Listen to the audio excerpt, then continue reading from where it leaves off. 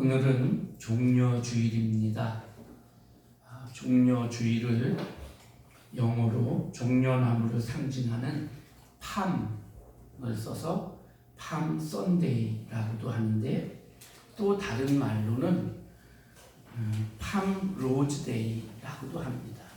이 로즈는 장미를 의미하는 로즈가 아니고 로드, 주님이라는 그 로드에다가 아포스트로피 S, 즉 소유격 S를 넣어서 주님의 날, 근데 이 팜, 종려, 주님의 날, 그래서 종려주일이라고 이렇게 씁니다. 이 종려주일은 예수님께서 예루살렘으로 올라가셔서 그 성으로 들어가신 날이에요. 예수님이 그렇게 입성하실 때에 많은 사람들이 막 환영하면서 종려나무 가지를 흔들고 호산나 하면서 예수님을 영접을 했어요. 그렇게 예수님이 환영을 받으면서 예루살렘 성으로 들어가셨는데, 그리고 한 주간 성 안에서 이 종교 지도자들과 끊임없이 논쟁하고 그렇게 하시면서 그러다가 목요일 저녁 밤에 붙잡히십니다. 그리고 밤새 고난을 당하시고 금요일 날 아침에 십자가에 못 박히십니다. 그리고 오후 3시경에 십자가에서 죽음을 당하십니다. 금요일 밤에 무덤에 옮겨지셨고, 토요일 유대인에게는 안식일이죠. 그날 예수님은 무덤 속에 계시고 그러다가 주일 새벽에 부활하셔요. 그래서 이번 주간은 고난이, 아주 예수님의 고난이 절정에 이르는 그런 기간이에요. 이 고난의 터널을 지나면 부활의 영광이 우리에게 주어지는 것이지요. 자, 오늘 본문을 보면 예수님께서 하늘의 보좌를 버리고 이 땅에 오셔서 3년의 사역을 거의 마무리하시고 이제 마지막 구속 사업의 마지막 한 관문인 십자가 죽음을 위해서 예루살렘으로 들어가십니다. 예루살렘 가까이 와서 감람산 벳바게라는 곳에 이르렀을 때에 예수님이 제자 둘에게 성내에 들어가서 나귀와 나귀 새끼가 매여 있는 것을 보고 그걸 보면 그걸 풀어와라 그러셔요. 오늘 마태복음에는 나귀와 나귀 새끼 이렇게 돼서 나귀 어미와 새끼가 같이 있는 것으로 이렇게 되어 있는데, 마가복음, 누가복음, 요한복음에는 아무도 타보지 않은 나귀 새끼 이렇게 돼 있어요. 또 한 어린 나귀 이렇게 돼 있어요. 그러니까 자, 오늘 본문은 그리고 그렇게 나귀를 제자가 가서 끌고 올라 그러니까 주인이 그거 왜 가져가셔? 그렇게 하니까 주께서 쓰시겠다 그러면 보내리라 했는데, 정말 그렇게 했더니 아무 말도 않고 보내주셨어요. 그래서 그걸 끌고 왔더니 끌고 와서 거기 예수님이 타셨는데, 오늘 본문에는 나귀를 타셨는지 나귀 새끼를 타셨는지 그게 안 나와요. 그런데 다른 복음서를 보면 나귀 새끼를 탔어요. 근데 이 나귀 새끼는 아직 아무도 타보지 않고 짐도 실어보지 않은 어린 나귀예요. 예수님이 그 나귀를 탔으니 얼마나 이 나귀가 처음 사람을 태워보니까 얼마나 이 자세도 안 잡히고 띠뚱거렸겠어요. 그렇게 타고 들어가셨다는 것이죠. 자, 그러면서 그 이유는 바로 스가랴 9장 9절에 예언했던 시온의 딸에게 이르기를 내 왕이 내게 임하나니 그는 겸손하여 낙이 곧 멍에 매는 짐승의 새끼를 탔도다 하는 이 예언이 임하게 하시기 위해서 그렇다 이렇게 설명을 하고 있습니다. 그렇게 나귀를 타고 들어가시는데, 나귀를 타려고 하니까 제자들이 얼른 겉옷을 벗어서 나귀에게 이렇게 안장처럼 올려주지요. 예수님이 타시고 들어가니까 많은 거기 군중들이 자기들 겉옷을 벗어서 예수님 가는 그 길에다 쫙 깔아주셔요. 왕이 들어가신다는 거죠. 우리의 왕이 들어가신다 이러면서 지금 옷을 깔아주고, 그리고 호산나, 그리고 마침 길가에 있는 종려나무 가지를 꺾어, 어떤 성경에는 꺾어, 어떤 성경에는 베어 그랬는데, 이게 종려나무 가지가 이렇게 우리 이런 작은 가지가 아니에요. 아주 크고 두껍고 길고 이래요. 그래서 칼로 베어야 돼. 그래서 베어 이렇게 표현된 구절도 있어요. 그렇게 베어 가지고 그걸 막 흔들면서 호산나 다윗의 자손이여 찬송하리로다, 주의 이름으로 오시는 이여 가장 높은 곳에서 호산나 이러고 막 소리를 질러요. 그러니까 그 성에 살던 주민들, 예루살렘 성에 살던 주민들이 막 소동이 나니까 이건 또 뭔 소리냐 하고 우르르 내다보고 나와서 보면서 저 사람이 누구냐 이렇게 말하지요. 그러니까 사람들이 저분은 나사렛에서 온 선지자 예수다 이렇게 말을 해요. 오늘 본문에 그런데 자세히 살펴보면요, 이 나뭇가지가 종려나무가지라는 말이 안 나와요. 그래서 제가 쭉 살펴보니까 마태복음, 마가복음, 누가복음 여기 다 종려나무라는 말이 없어요. 근데 요한복음에만 종려나무 가지를 가지고 예수님을 맞이했다 이렇게 돼 있어요. 그래서 이 종려나무 가지, 다른 복음서에는 무슨 나무 가지인지 안 써 있기 때문에 몰랐는데 요한복음 보니까 종려나무구나. 그래서 종려나무 가지를 가지고 흔들었다. 그래서 종려주일이라고 이렇게 말을 하는 겁니다. 자, 그럼 저는 그래서 오늘 이제 설교를 준비하면서 여러분 지루하지 말라고 사진을 몇 장 보여드릴 거예요. 그럼 왜 하필 종려나무 가지를 흔들었을까 이거예요. 여러 나무가 있었을 거 아니에요? 그런데 하필이면 왜 종려가지를 흔들었을까? 이 종려나무에 어떤 의미가 있을까? 예, 종려나무에 의미가 아주 많아요. 그래서 그 다양한 의미를 가진 종려나무였기 때문에 그걸 흔들었다는 거예요. 제가 오늘 그 설명을 좀 드리려고 합니다. 자, 종려나무는 이스라엘 백성들에게 아주 특별한 나무예요. 성경에 보면 종려나무에 대한 얘기가 여러 번 나오는데 그 중에 대표적인 게 시편 92편에 보면 의인은 종려나무같이 번성하며 레바논의 백향목같이 성장하리로다 이렇게 되어 있어요. 종려나무같이 번성한다 이렇게 표현됐거든요. 자, 그러니까 종려나무는 번성한다는 의미예요.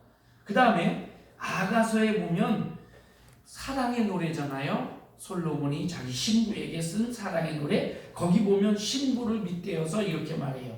사랑아, 내가 어찌 그리 아름다운지, 어찌 그리 화창한지 즐겁게 하는구나. 내 키는 종려나무 같고, 늘씬하다는 거예요. 내 가슴은 그 열매 송이 같구나. 종려나무 열매같이 내 가슴이 풍성하다 이거예요. 내가 말하기를 종려나무에 올라가서 그 가지를 잡으리라 하였도다. 자, 종려나무는요 대추 야자나무예요. 야자나무과에 속했는데 그 중에서도 대추 야자예요. 자, 이제 사진을 한번 볼게요. 네, 이렇게 생겼어요. 쭉쭉 솟아있죠. 저런 가지를 꺾었는데 저 가지가 가는 게 아니고 이 가지 끝이 이렇게 굵어요. 그리고 잘 꺾어지지도 않아요. 자, 그런데 열매 맺힌 걸 보세요. 이렇게 착한 주렁 나서 한 주렁씩 이렇게 열려있죠. 자, 다음 사진 한번 볼게요. 이게 열매예요. 대추같이 생겼어요. 크기가 대추보다 좀 크기도 하고 대추만 하기도 하고, 이게 지금 노란 것은 조금 덜 익은 거고 빨간 것은 익은 거예요. 저걸 따가지고 말려요. 그럼 대추처럼 말라요. 그러면 그걸 먹습니다. 근데 이 맛이 얼마나 단지 몰라요. 그래서 꿀나무라고 해요. 자, 이 종려나무는 수명이 길어요. 보통 한 150년 이상 산다고 그렇게 되어 있어요. 이 대추야자 성지순례를 가면, 혹시 여러분 성지순례 가면 우리 누구 뭐 선물 사다 줄 때 고민하지 말고 이거 사다 주세요. 이거 한 봉지에 싸요. 그냥 한 봉지, 큰 거 한 봉지에. 근데 그게 이 대추야자 말린 거를 이렇게 잔뜩 넣어놨거든요. 그거 그냥 잡숴보세요 하면 그거 사오면 돼요. 많이 팔아요. 그런데 이 대추야자가 얼마나 달콤한지, 그래서 시편의 기자는 주의 말씀이 종려나무 그것을 의미하면서 그 꿀과 같이 답니다. 이렇게 표현했고요. 어떤 주석가는 성경에 보면 이 가나안 땅을 젖과 꿀이 흐르는 땅 이랬잖아요. 이 젖과 꿀이 흐른다는 젖은 양떼들이 많다는 의미고, 꿀이 흐른다 이건 꿀은 진짜 벌의 꿀이 아니라 이 종려나무가 가나안 땅에 많기 때문에 그 꿀 같은 그 열매를 먹을 수 있다, 이렇게 표현한 거다, 이렇게 해석을 해요. 종려나무 같이 되세요. 이게 유대인들의 인사예요. 종려나무 같이 되세요. 이 말은 이렇게, 이게 지금 한 나발이잖아요. 이런 게 한 나무에 아까 보다시피 여러 개 달렸잖아요. 그렇게 번성한다는 거예요. 부자 된다는 거고 후손이 잘 된다는 거예요. 그런 의미를 갖고 있어요. 의인은 종려나무같이 번성하며, 시편 기자가 이렇게 말한 것은 종려나무같이 이렇게 아주 잘 되고 번성하고 풍요롭다, 이런 뜻을 가지고 있어요. 자, 그 다음에 이 종려나무는 물이 많은 곳에서 자라요. 물이 없어도 이 종려나무는 물을 어디서 끌어오는지 끌어와가지고, 그래서 종려나무가 있다 그러면 저 종려나무 있는 그 부분 어딘가는 파면 샘이 솟는 곳이다, 이렇게 인식되는 나무예요. 출애굽 후에 이스라엘 백성들이 광야로 나갔죠. 홍해를 건넜죠. 그리고 사흘길을 갔는데 마라를 도착했어요. 마라에 도착해서 물이 있어서 야 됐다 하고 그걸 먹었는데 그 물이 너무 써서 먹을 수가 없었죠. 그런데 그 물을 단물로 바꾸고, 그리고 좀 더 가니까 종려 70주와 물샘 10줄이 있었다. 그 엘림 오아시스가 나옵니다. 그 엘림 오아시스에 종려 70주가 있었다는 것은 거기 물샘이 많았다는 거예요. 자, 다음 사진, 그것을 의미하는 그런 그림이에요. 종려나무가 있으면 반드시 샘이 있다. 지금도 이 엘림 오아시스로 추정되는 곳의 사진을 이렇게 나중에 이제 제가 이 화면을 통해서 직접 그 구글 지도를 들어가서 그것을 보여드릴 기회가 있을 거예요. 설교할 때. 그런데 거기 보면 지금도 모래 가운데 이렇게 샘이 퐁퐁퐁 솟는 게 그림이 이렇게 사진에 있고 이래요.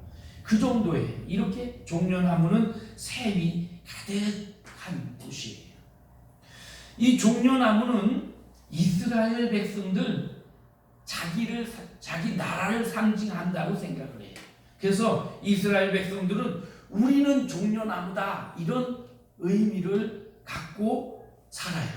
왜? 종려나무가 이런 풍요롭고 샘이 펄펄 퐁퐁 솟고 이런 의미가 있으니까.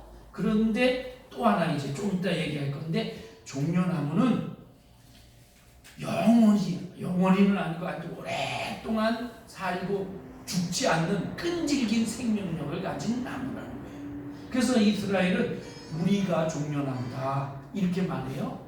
그 종려나무를 자기들을 상징하는 걸로 생각을 해요. 그래서 국기에는 그게 안 그려져 있는데 동전에는 많이 그려져 있어요. 여러분, 성전에 바치는 동전 반세겔이죠. 반세겔, 그 성전에만 드리는 그런 동전이 있잖아요. 그 반세겔에 종려나무가 그려져 있어요. 자, 다음 그림 보세요. 이게 성전에 드려졌던 그 동전이 반세겔짜리예요. 그거 요 종려나무로 이렇게 그려놨죠. 또 다음 그림 보면요, 포로 생활할 때에 쓰던 동전이에요. 그때 포로기 때에 저 종려나무 아래에서 악기를 치면서 고향의 노래를, 그발강가에서 고향의 노래를 부르는 그것을 상징하는 그림, 그 다음에 바벨론 제국의 어떤 왕을 상징하는 거 이렇게 같이 썼어요.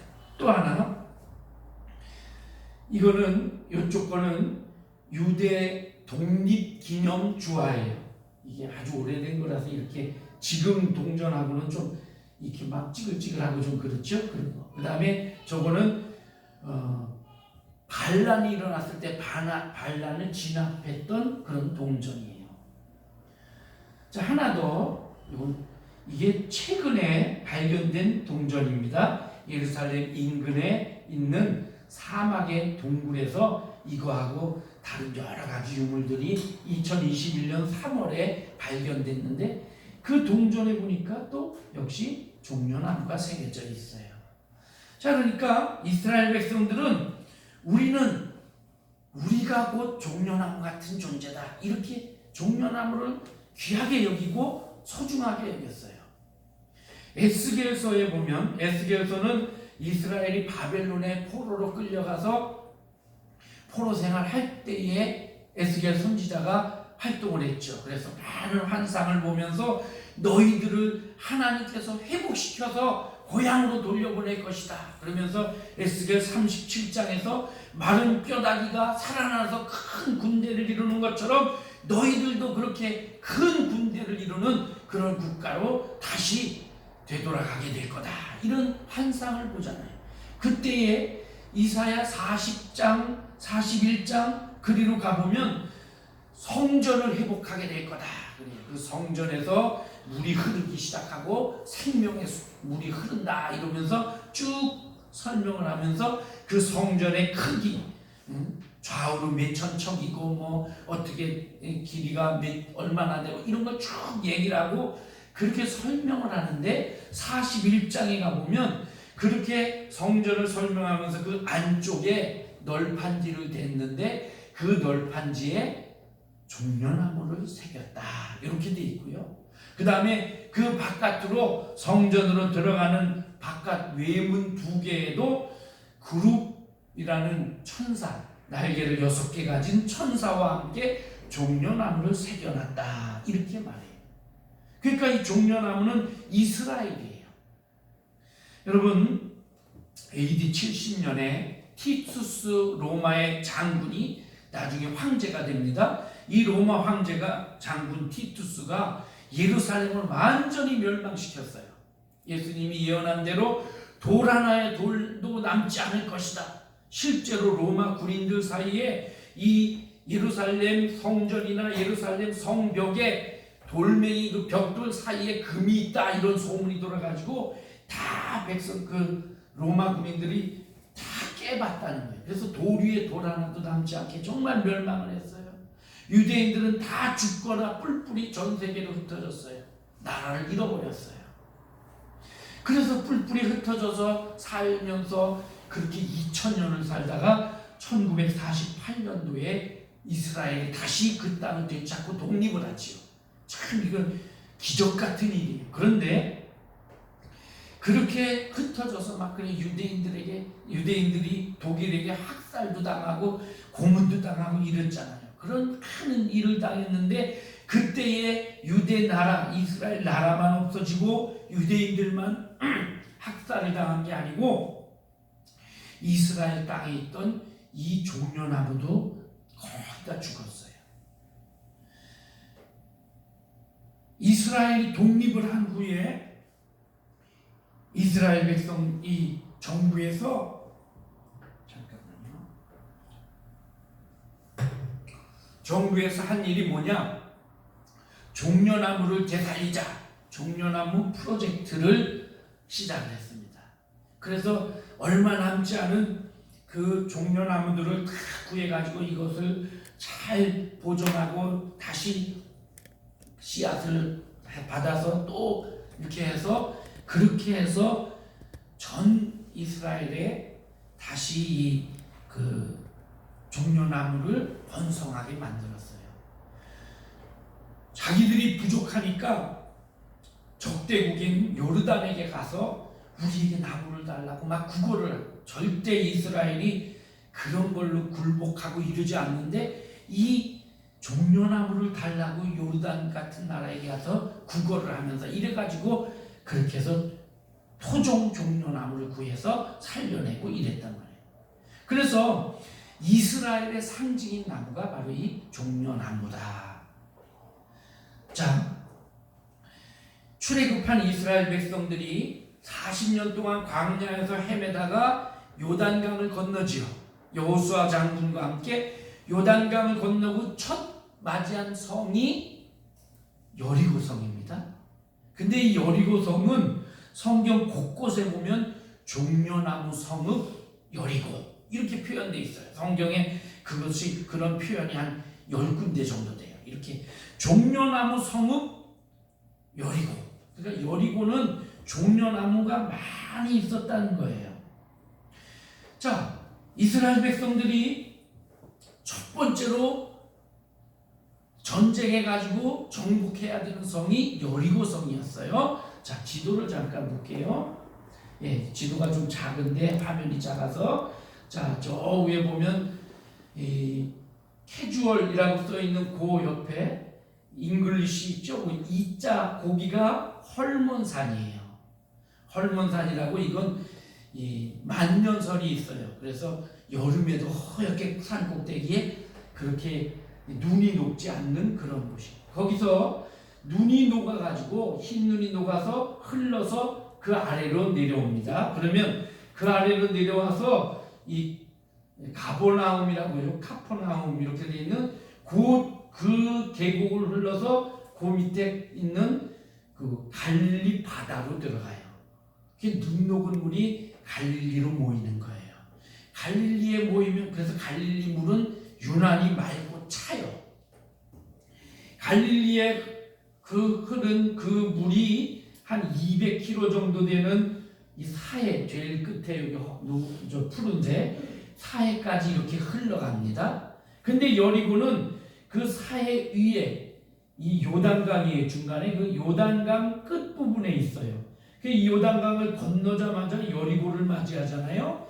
여리고에 딱 도착을 해서 여리고를 보니까 와, 이 여리고성에 종려나무가 쫙 있는 거예요. 얼마나 이 이스라엘 백성들이 우와 소리를 질렀을 거예요. 여리고성은 우리가 설교 목사님들이 설교할 때 아주 튼튼한 요새와 같은 성이다 그렇게 설교하죠. 맞아요. 여리고성이 지금 남아있는 그 유적지를 보면 그 성 두께만 해도 이 두께가 한 20m 이상 돼요. 40m까지 가요. 그러니까 위로 차가 지나다닐 수 있는 성 위로. 제가 서울에 살 때 남한산성이 가까이 있었어요. 남한산성 꼭대기가 그렇게 돼 있어요. 그래서 성 꼭대기로 사람이 이렇게 지나갈 수 있고, 수원성도 좀 그렇잖아요. 꼭대기로 사람이 들을 수 있게 넓죠. 성 두께가 그렇다는 거잖아요. 근데 이 여리고성이 그렇게 두꺼워요. 그렇게 튼튼한 성에 문 딱 걸어 잠그면 지금이야 뭐 포탄을 쏴서 안에다가 공격을 하고 비행기 타고 들어가고 이러지만 그 당시는 성문 걸어 잠그면 들어갈 수가 없는 그런 난공불락의 성인 거예요. 근데 우리가 아는 대로 여호수아가 이스라엘 백성들과 매일 한 바퀴씩 돌고 마지막 날 7바퀴 돌고 소리 지르니까 그 성이 무너졌죠. 이거 말도 안 되는 거예요. 어떻게 그게 무너져요? 여러분, 돌담 있는 데다가 큰 소리를 아무리 소리를 진다고 돌담이 무너져요? 이 큰 성이 무너질 수가 없어요. 그런데 하나님이 그렇게 무너뜨리시는 거지요. 그래서 그 성이 그렇게 요새화된 성인데, 그것도 요새화된 성도 맞지만 또 하나는 거기에 종려나무가 가득해. 지금 물이 풍성한 오아시스의 성이었다는 거예요. 그런데 그 성이 첫 번째 성이잖아요. 하나님은 첫 번째 것은 내 것이다. 첫 번째 사람도 동물도 모든 수확한 것의 첫 이삭도 내 것이다. 그래서 여리고성은 첫 번째 성이니까 너희가 가서 점령하되, 내가 점령하게 해줄 테니까 점령하되, 거기 있는 사람은 다 진멸하고 거기 있는 물건은 하나도 너희가 취하지 말고 다 하나님께 바쳐라 그래요. 그래서 정말 하나님이 시킨 대로 성을 한 바퀴씩 돌다가 마지막 날 7바퀴를 돌고 소리를 확 지르니까 성이 와르르 무너졌대요. 이건 있을 수가 없는 하나님의 기적이라고밖에 설명할 수가 없는 거죠. 그래서 이스라엘이 들어가 가지고 기생 라합의 가족 외에는 다 죽였어요. 그리고 그 물건들은 다 하나님의 창고에 드리고, 그리고 사람이 취하지 않았어요. 그런데 우리가 아는 대로 아간이라는 사람이 범죄를 하죠. 거기서 몰래 물건을 빼돌리는 거예요. 시내산 외투, 얼마나 좋은 코트인지 모르지만 하여튼 가죽 코트 같아요. 그런 코트를 하나 빼돌리고 은 200세겔, 금 50세겔 이거를 싹 빼돌려서 감춰놨지요. 그래서 그 다음 성 공격하려고 아이성 그럴 때 쬐끄만 성인데, 그건 정말 코딱지만한 성인데 그거 치러 갔다가 못하고 돌아왔잖아요. 그래서 이게 어떻게 된 건가? 하나님께서 너희들이 내 명령을 듣지 않고 범죄하였다. 제비 뽑기하니까 아간이 뽑혔고, 그래서 아간을 돌로 쳐 죽였어요. 그것이 아골골짜기예요. 자, 어쨌든 그것이 여호수아 7장에 나옵니다. 6장에 여리고성 무너지는 얘기, 7장에 아간 얘기. 이스라엘 백성이 광야에서 사막꽃 된 거기서 살다가 이제 예루살렘 이 요단강을 건너서 가나안을 정복하려고 한 첫 번째 성을 보니까 종려나무가 무성하고 튼튼한 성이긴 한데 종려나무가 무거워지니까 이야, 정말 하나님이 약속한 이 땅이 하나님의 선물이구나, 정말 젖과 꿀이 흐르는 땅이구나, 이렇게 막 감동을 하는 거죠. 그 종려나무는 그만큼 풍요를 상징하는 나무다. 자, 종려나무를 영어로 팜트리 이렇게 얘기해요. 왜 야자나무라는 소리예요, 사실. 정확한 종려나무의 식물학 이름은 피닉스 닥터 라이프라라고 돼 있어요. 여기 피닉스가 뭐냐면 불사조예요. 여러분, 이 그림 이제 보여드릴게요. 이게 전설의 새인 피닉스 불사조예요.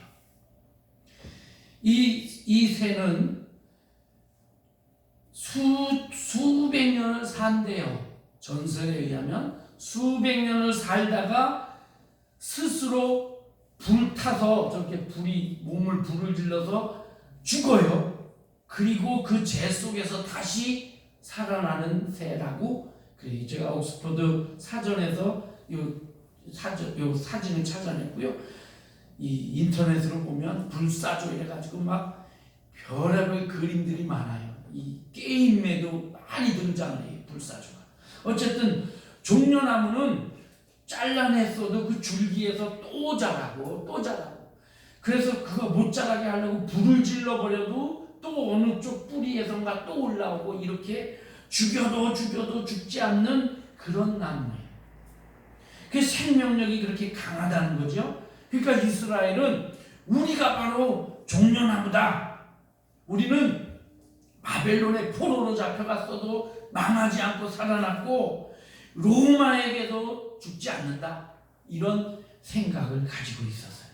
그래서 이 종려나무는 그런 강한 생명력, 승리, 끈질긴 그런 것, 풍요로움, 이런 모든 것을 다 가지고 있는, 그러면서 오래오래 150년 이상을 사는 그런 나무, 그리고 열매가 아주 풍성하고 그 모든 사람이 즐겨 먹을 수 있는 열매를 주는.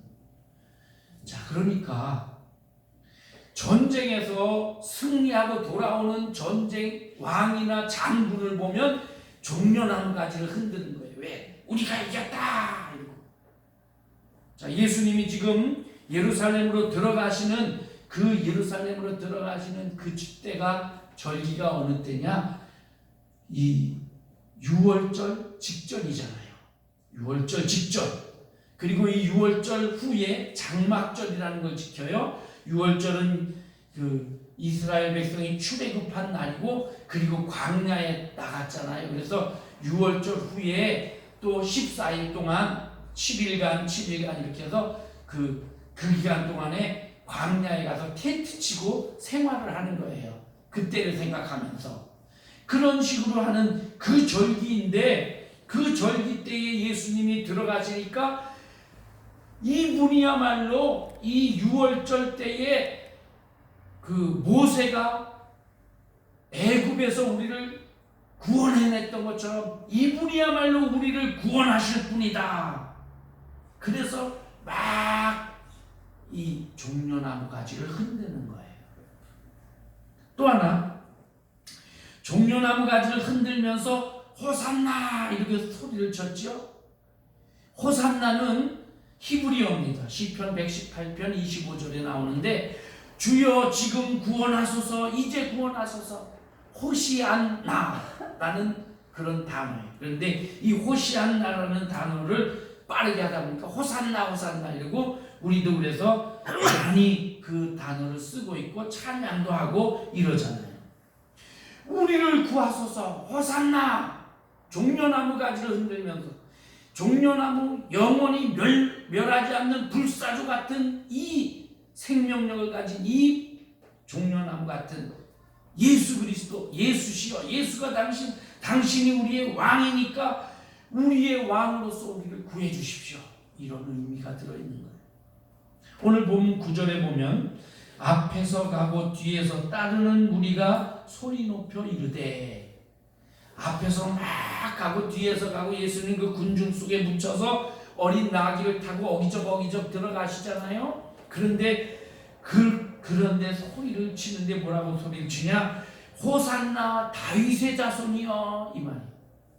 다윗의 자손 뭐예요? 왕의 후손. 예수님 물론 다윗의 가문이죠. 그렇지만 다윗의 자손이여, 이 말은 당신이 다윗의 그 전통을 이어받은 왕입니다, 이런 뜻이에요. 찬송하리로다 주의 이름으로 오시는 이여, 당신이 주의 이름으로 하나님께서 보내신 메시아 그분입니다, 이렇게 외치는 거예요. 다윗의 왕권을 가지고 하나님이 보내신 모세와 같은 당신, 그분 바로 예수시여, 당신이 우리를 지금 있는 이 로마로부터 구해 주십시오, 호산나, 이렇게 외치는 거예요. 즉 애굽 대신 로마, 모세 대신 예수. 그래서 모세가 애굽에서 이스라엘을 해방시킨 것처럼 예수 당신이 우리를 로마로부터 해방시켜 주십시오, 이렇게 외치면서, 그러면서 호산나 이러고 막 떠들면서 소리를 지르면서 예루살렘으로 입성하는 거예요. 그러니까 그 동네 사람들이 막 나와서 이게 누구냐, 저 사람 누구냐, 장군도 아니고 왕도 아니고 저거 누구냐, 나사렛 선지자 예수다, 이런 거지. 이날 분위기는 정말 로마로부터 해방된 것 같은 기분이었을 거예요. 그런 분위기였어요. 세상이 막 뒤집어지는, 우리나라 일제 36년 모든 거 끝나고 해방을 맞았을 때 사람들이 거리로 나오면서 막 대한독립 만세를 외치고 그랬잖아요. 그랬던 그 기쁨 같은 것을 지금 유대인들이 누리면서 소리를 지른 거예요. 보세요, 예수님이 왕이 돼요. 정치적인 왕이에요. 그런데 예수님이 왕이 돼요. 이분이 성경에 보니까 요한복음 6장에 예수님이 보리떡 5개 물고기 2마리로 5,000명을 먹이셨어요. 그랬을 때에 사람들이 와, 이분이 바로 하나님이 약속하신 그분이구나 하면서 왕으로 모시려고 했어요. 성경에 보니까 예수님이 그걸 보고는 얼른 자리를 피해서 산으로 가셨다 그랬어요. 왕으로 벌써 그때부터 왕으로 예수님을 모셔야 되겠다 하고 막 분위기가 그러고 있었단 말이에요. 그런데 이날 예수님이 드디어 예루살렘 우리의 도시로 들어오시니까 이젠 왕이 되신다. 그래서 소리를 칩니다. 바다를 잔잔케 하셨잖아요. 문둥이도 고쳤잖아요. 벙어리도 고치고 장님도 고치고 손 마른 자, 귀 먹은 자, 귀신 들린 자를 고쳤잖아요. 얼마 전에는 죽은 지 나흘이나 지난 나사로를 살려줬잖아요. 와, 이분이 우리의 왕이 되면 로마, 너희가 아무리 강한 군대라고 해도 너희는 아무것도 아니야. 그래서 우리의 왕이라고 소리치면서 호산나 다윗의 자손이요 우리를 구하소서 이러고 소리를 지르는 거예요. 근데 예수님은 이 사람들이 바라는 정치적인 왕이 아니었습니다. 정치적인 왕이었다면 그때 예수님이 나귀를 안 타셨을 거예요. 말을 가져와라, 마차를 가져와라. 그래서 화려하게 장식된 말이라든가 흰 말 또는 까만 말 이런 말을 탁 타고는 나를 따르라 이러면서 들어가셨을 거예요. 근데 예수님은 그렇게 하지 않았어요. 화려한 옷도 아니고 화려한 장식도 아니고 검을 뽑으신 것도 아니고 어기적거리는 이 짐이나 싣고 장사꾼들 농사꾼들 짐을 싣고 사람이나 실어나는 이 나귀를 타고 그리고 올라가시는 거예요. 예루살렘 그 성으로 들어가시는 거예요. 여러분 이스라엘의 종교 지도자들은 예수님이 왕되는 걸 원치 않았어요. 겉으로는 이스라엘 백성들이 빨리 로마가 망하고 우리가 독립돼야 되는데 이럴 때에 말로는 그래 맞아 이러면서도 절대 원하지 않았어요.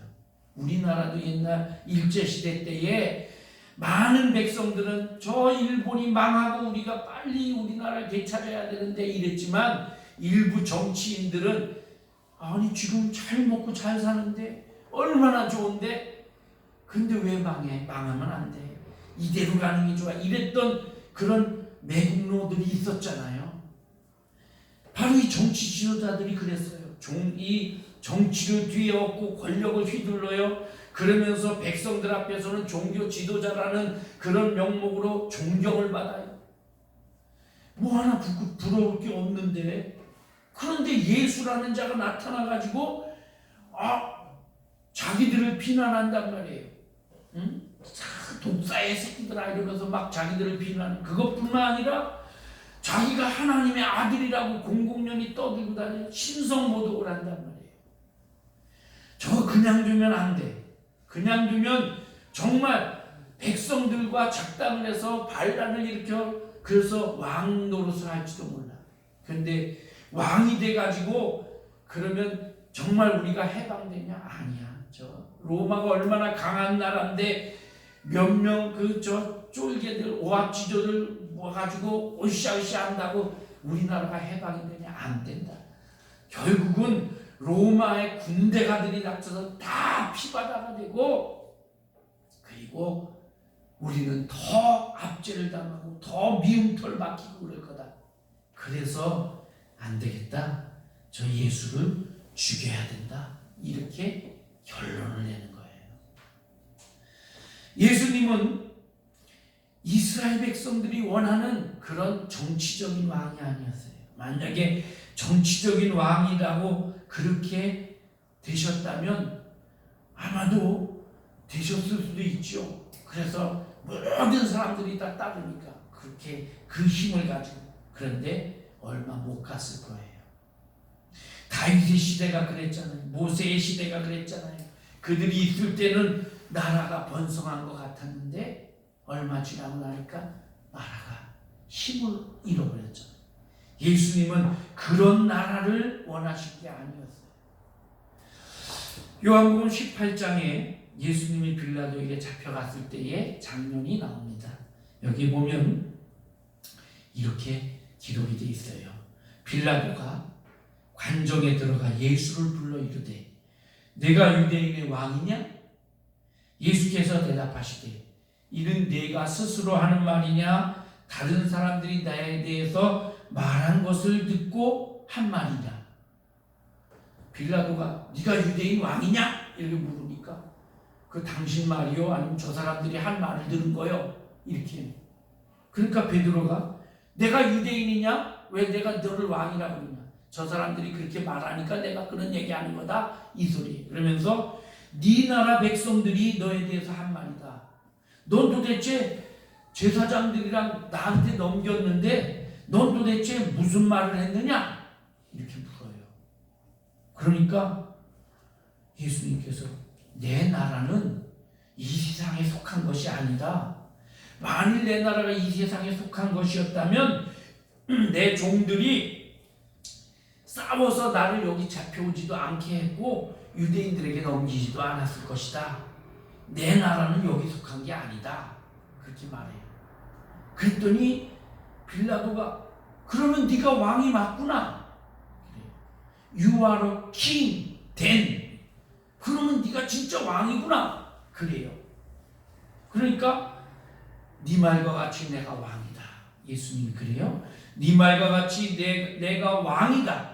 내가 이를 위하여 태어났으며 이를 위하여 세상에 왔나니 곧 진리에 대하여 증언하려 함이로라. 무릇 진리에 속한 자는 내 음성을 듣느니라.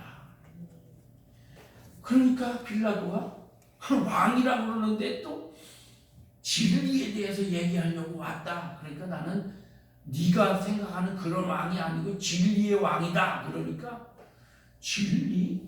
진리가 뭐냐? 이렇게 혼자 중얼거려요. 그리고는 유대 지도자들에게 가서 말합니다. 나는 저 사람에게서 아무 죄도 찾지 못하였노라. 6월절이 되면 한 사람 놔주는데 내가 이 예수를 놔주려고 그러는데 어떻게 생각하느냐? 그러니까 유대인들이 막 소리를 지르죠. 이 사람 놔주지 말고 바라바를 놔주시오. 바라바를 놔주시오. 그래서 그 소리 때문에 빌라도가 결국은 예수님을 죽이라 그러고 이 바라바를 놔주는 거예요. 자, 예수님은 왕이셨어요. 예수님 본인도 내가 왕이다 얘기를 했고 유대인들도 이 사람은 왕이라고 했습니다. 그래서 죽여야 됩니다. 이렇게 말을 했고 빌라도도 네가 왕이 맞구나 이랬고 예수님은 분명히 왕이었어요. 그래서 빌라도가 예수님을 십자가에 달려 죽을 때 그 죄패에다가 유대인의 왕 이렇게 로마 글자로 헬라어로 히브리어로 이렇게 써서 붙여놓은 거예요. 종교 지도자들이 아니 저렇게 쓰지 말고 자칭 유대인의 왕이라고 쓰십시오. 빌라도가 아니다. 내가 쓸 걸 썼다 이러시잖아요. 예수님은 왕이셨어요. 그런데 우리가 생각하는 그런 정치적인 왕이 아니에요. 여러분 지금 이제 곧 지방 선거를 합니다. 선거 때가 되면 모든 사람들이 나와서 우리가 국민들의 종이 되겠습니다. 당신들의 심부름꾼이 되고 모습이 되겠습니다 하고 넙죽넙죽 절을 하죠. 제가 아침 출근할 때 보면 그냥 어디 사람들이 나와서 막 사거리에서 절을 해요. 그런데 실제로 그 사람들이 종으로서 정치합니까? 되고 나면 종이 아니라 군림하는 자죠. 예수님은요 종으로서의 왕이셨어요. 왕은 왕인데 종이셨어요. 그래서 왕으로 예루살렘에 들어오셨지만 우리를 대신에 종처럼 고난을 받으시고 우리를 대신에 종처럼 주인의 모든 죄를 뒤집어 쓰고 죽는 종처럼 우리 죄를 뒤집어 쓰고 죽으시고 종처럼 고난 받으시고 예수님은 그런 왕이셨어요. 그래서 종려나무가지를 흔들며 우리의 정치적인 왕, 불사조 같은 왕, 우리에게 번영을 주고 우리에게 기쁨을 주고 샘물을 주고 이런 왕이 되어 주십시오. 호산나 외치는 그 백성들의 외침과 다르게 나귀를 타고 들어가시면서 나는 여러분을 섬기고 죄인들을 구하기 위해서 그렇게 겸손하게 죽는 그런 왕이다. 그걸 보여주신 거예요. 철저하게 죽을 어린 양과 같은 왕으로 들어가신 것입니다. 오늘 종려주일입니다. 왕이신 예수님, 예수님이 이제 한 주간 고난 당하십니다. 이 고난에 동참하고 다시 예수님께서 그 고난 후에 큰 영광과 승리를 얻으시는 것처럼 그 큰 영광과 승리를 경험하는 여러분과 제가 되기를 바랍니다. 아멘. 기도하겠습니다. 거룩하신 하나님, 왕으로 예루살렘에 들어가십니다. 종려나무 가지를 흔들면서 이 종려나무와 같이 우리에게 번영을 주시고 우리에게 터지는 샘물과 같은 기쁨을 주시고 또 주렁주렁 열린 그런 열매와 같은 기쁨을 주시고 피닉스 불사조와 같이 죽지 않는 그런 능력을 가지고 우리의 정치적인 왕이 되어 주옵소서.